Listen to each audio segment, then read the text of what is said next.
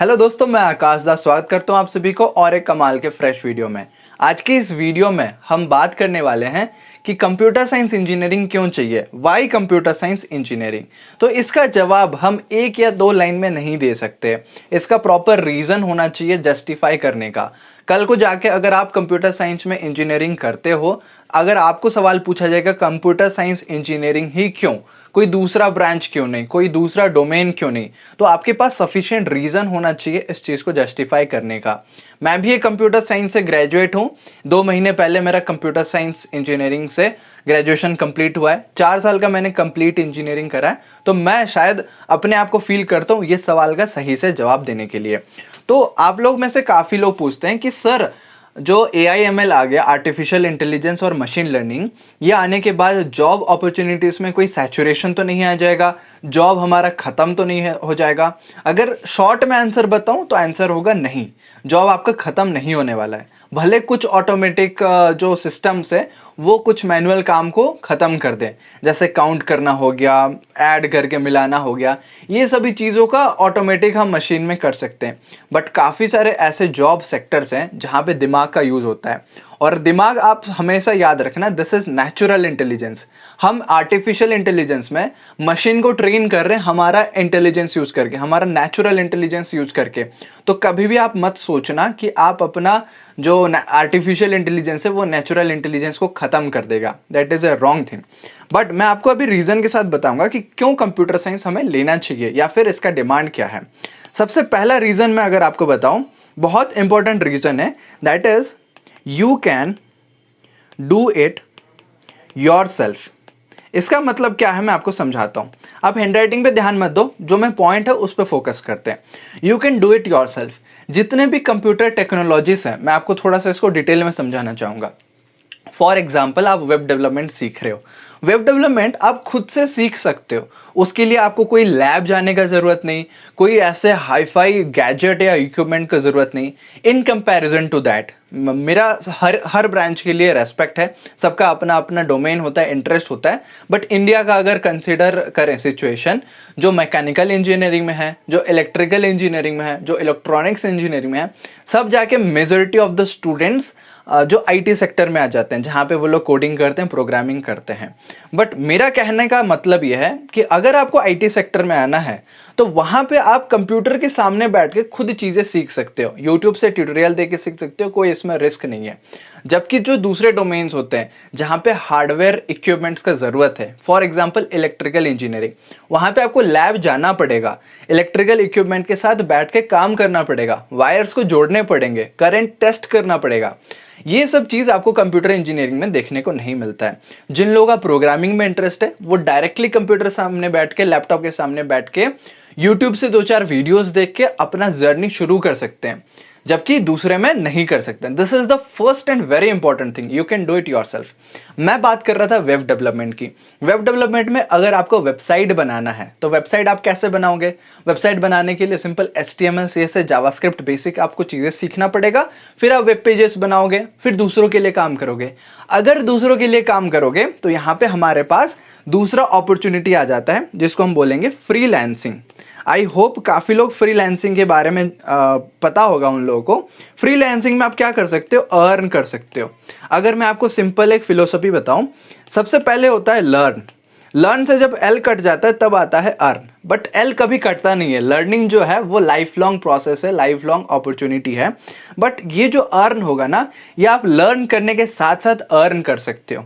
इसका सिंपल सा अगर मैं आपको फंडामेंटल बताऊं, आपने वेब डेवलपमेंट सीख लिया, कोई भी ऑफलाइन स्टोर्स हैं, रेस्टोरेंट्स हैं, आप उनके पास जाके विजिट करते हो और बात करते हो कि आपका तो रेस्टोरेंट काफ़ी अच्छा चल रहा है, बट ये ऑफलाइन में आपका काफ़ी अच्छा चल रहा है, ऑनलाइन में इसका कोई प्रेजेंस नहीं है, आपका कोई वेबसाइट नहीं है, आपका कोई मोबाइल एप्लीकेशन नहीं है। तो अगर आप मोबाइल ऐप डेवलपमेंट या फिर वेब डेवलपमेंट सीख जाते हो ना, तो आप उस कंपनी के लिए वेबसाइट बना सकते हो और उसके लिए आप चार्ज कर सकते हो उनको। आप बोल सकते हो कि मैं आपका वेबसाइट बना दूंगा जहाँ पे कस्टमर्स आके सारा मेन्यू देख पाएंगे, उसका प्राइजेस देख पाएंगे और वहाँ पे ऑर्डर भी प्लेस कर पाएंगे, रिव्यूज़ भी देख पाएंगे, फोटोज़ भी देख पाएंगे। तो सभी चीज़ अगर इंटीग्रेट होकर एक जगह पे मिल जाएगा तो रेस्टोरेंट के लिए सोचो कितना फ़ायदा होगा।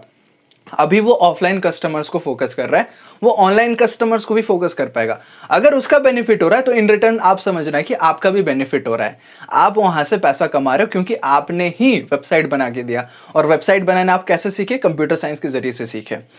यहाँ पे क्वेश्चन आता है कि क्या सर हम दूसरे ब्रांच से वेब डेवलपमेंट नहीं सीख सकते? मेरा जवाब है जी हाँ, आप सीख सकते हो। बट वहां पे क्या होता है ना कि अगर आपको इंटरेस्ट ही टेक्नोलॉजी के फील्ड में है तो दूसरे ब्रांच में जाके टेक सीखना और प्रोग्रामिंग करने का कोई सेंस नहीं बनता। क्योंकि जो इंसान हार्डवेयर मैकेनिकल इंजीनियरिंग में गया है वो तो मशीन के पुर्जों के बारे में, पार्ट्स के बारे में सीखेगा, वो कार कैसे काम करता है, ऑटोमोबाइल के बारे में सीखेगा, डिफरेंट मशीनरीज हैं उस सब के बारे में सीखेगा। तो अगर उसको सीखना ही था तो क्यों ना शुरू से ही वो वेब डेवलपमेंट और ये चीज़ें कंप्यूटर साइंस इंजीनियरिंग से सीख ले। और एक बर्डन होता है जब आप कॉलेज में एडमिशन लेते हो, कंप्यूटर साइंस में कर लिया या किसी दूसरे ब्रांच में बात कर लिए, कंप्यूटर साइंस में आप टेक रिलेटेड पढ़ाई आप साथ साथ करते हो तो आपको अलग से कोई प्रेशर नहीं बनता। बट अगर आप दूसरे ब्रांच से करते हो, मैं एग्जांपल बता सकता हूं क्योंकि मेरे काफ़ी सारे ऐसे दोस्त थे जो दूसरे ब्रांच से पढ़ाई किए हैं। उन लोगों का ये इंटेक था कि यार हमने तो पढ़ाई किया, ठीक है, that is a good thing कि हम इलेक्ट्रॉनिक्स में पढ़े, इलेक्ट्रिकल में पढ़े, बट जब हमें प्लेसमेंट के लिए पढ़ना था आईटी कंपनीज के लिए, वहाँ पे तो हमें कोडिंग चाहिए, वहाँ पे तो हमें ये चीज़ें चाहिए, उसके लिए हमें अलग से पढ़ना पड़ता था। तो एक तो हमारा खुद का जो सिलेबस है उसको पढ़ो और साथ में जो दूसरों का सिलेबस है यानी कि कंप्यूटर साइंस का जो सिलेबस है उसमें से भी कुछ चीज़ें पढ़ो। क्योंकि मैं आपको अगर बता दूं प्लेसमेंट पॉइंट ऑफ व्यू से, कुछ ऐसे सब्जेक्ट हैं जो कि हर ब्रांच का स्टूडेंट पढ़ता है उसको अगर कोई आईटी कंपनी में जाना है। सब्जेक्ट्स की अगर मैं बात करूं, एक होता है डीबीएमएस। डीबीएमएस का फुल फॉर्म होता है डेटाबेस मैनेजमेंट सिस्टम।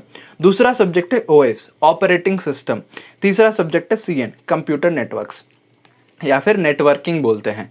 तो ये तीन चीज़ें ना आपको सीखना ही सीखना पड़ेगा, नो मैटर व्हाट। आप कंप्यूटर साइंस हो तो आपको सिलेबस में ये चीज़ें पढ़ाया जाएगा। तो जो सवाल था ना हमारा, वाई कंप्यूटर साइंस इंजीनियरिंग, ये सवाल में ये कवर होता है कि आपको पढ़ाया जाएगा सिलेबस में डीबीएमएस, ऑपरेटिंग सिस्टम और कंप्यूटर नेटवर्किंग। समझ रहे हो मेरी बात? आई होप आपको मैं क्लियर डेफिनेशन दे पा रहा हूँ कि क्यों ऐसे चीज़ें मैटर करता है। ठीक है, अगला पॉइंट की अगर बात करें, आप एक प्रॉब्लम सॉल्वर बनते हो। क्या बनते हो आप? प्रॉब्लम सॉल्वर बनते हो। तो कहीं पे भी आपको रियल लाइफ कोई प्रॉब्लम दिखेगा ना, आप हमेशा सोचोगे कि ये प्रॉब्लम को मैं कैसे सॉल्व करूं टेक्नोलॉजी की मदद से। एग्जाम्पल मैं काफ़ी बार देता हूं अपने स्टूडेंट्स को कि भाई आप लिफ्ट में ट्रैवल करते हो, है ना? तो लिफ्ट में काफ़ी बार आपका लिफ्ट जाम हो जाता है, काफ़ी बार अलार्म बजने लगता है, काफ़ी बार रुक जाता है आधे रास्ते में, और काफ़ी बार बहुत अच्छे से काम करता है। जितने लोग जाना है, मतलब 10 लोग हैं तो 10 लोग लिमिट में आप रहोगे तो लिमिट में जा सकते हो। जो फ्लोर आप प्रेस करोगे वो फ्लोर में पहुंच जाएगा, बीच में अटकेगा नहीं।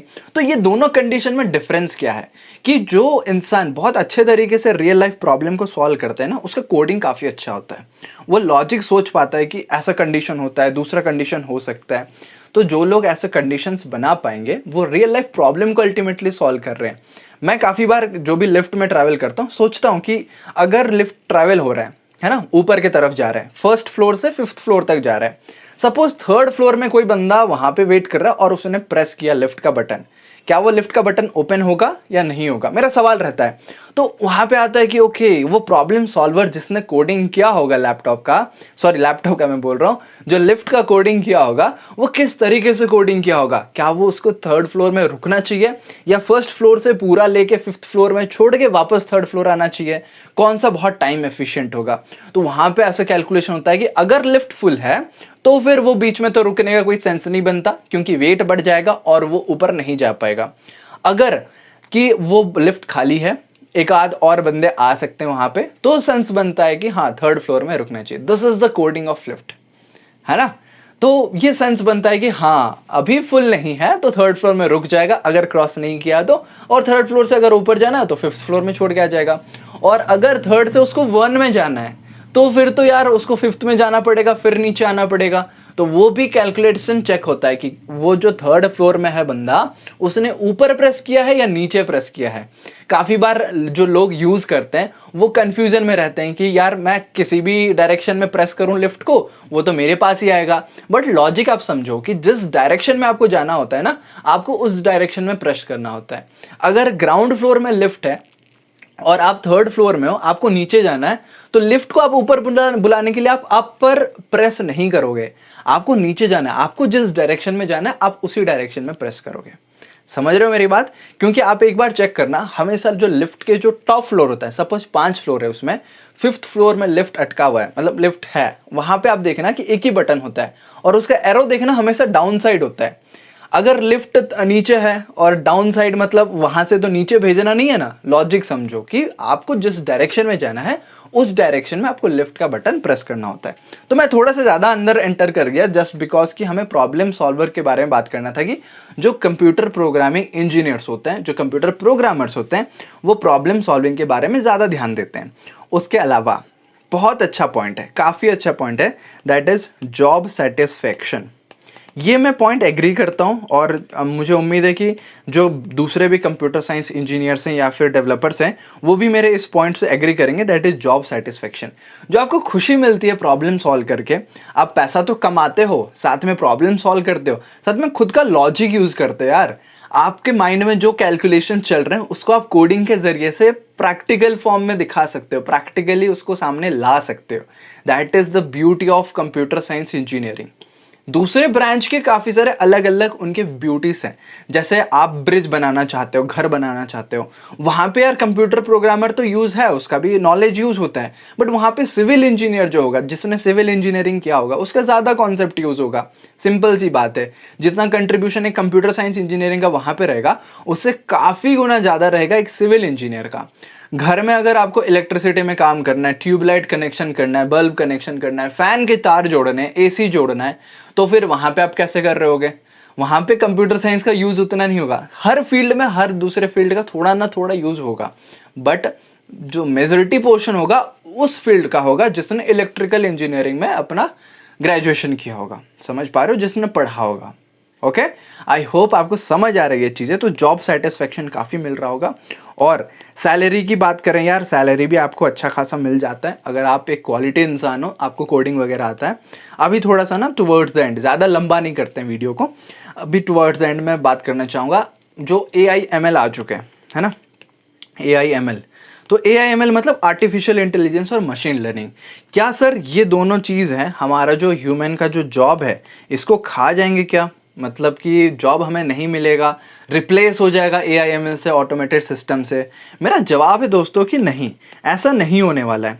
कुछ सेक्टर में हो सकता है, जैसे CCTV आने के बाद मैं एक वीडियो देख रहा था, दुबई आप जानते हो, यूनाइटेड अरब एमिरेट्स जो है, वहाँ पे दुबई जगह है।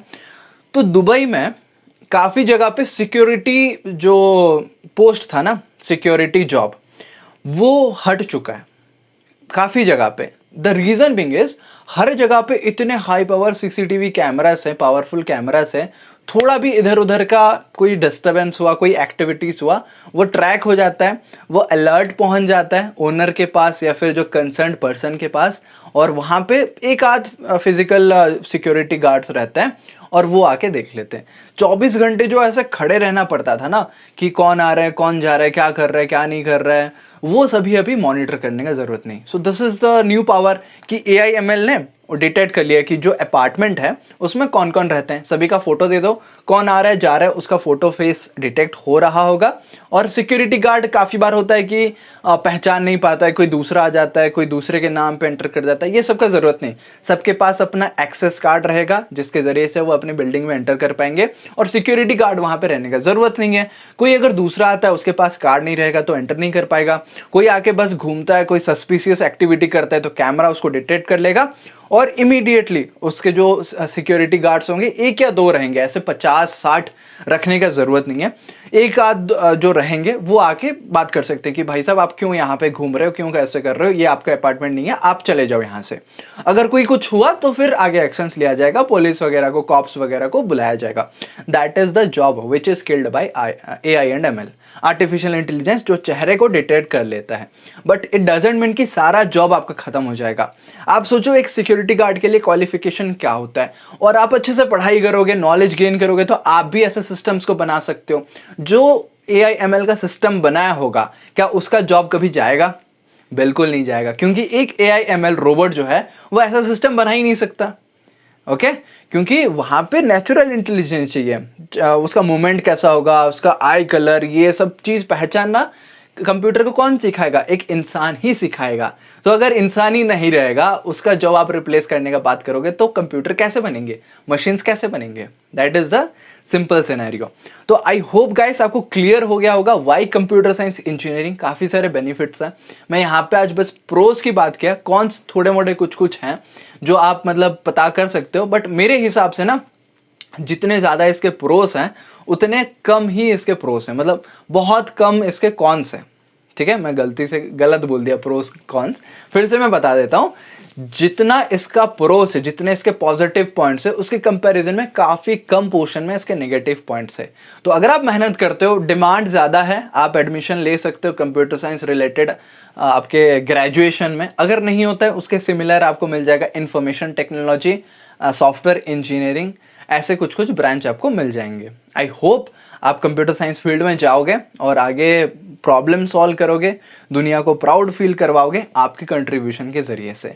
Okay guys, I wish you all the very best. मिलते हैं अगले वीडियो में। पहली बार देख रहे हो तो प्लीज चैनल को सब्सक्राइब कर दो, वीडियो को लाइक कर दो और कमेंट सेक्शन में एक प्यारा सा चीज बताओ कि आपको कौन सा पॉइंट अच्छा लगा कंप्यूटर साइंस से रिलेटेड। मिल रहे होंगे अगले वीडियो में, तब तक all the very best and जय हिंद।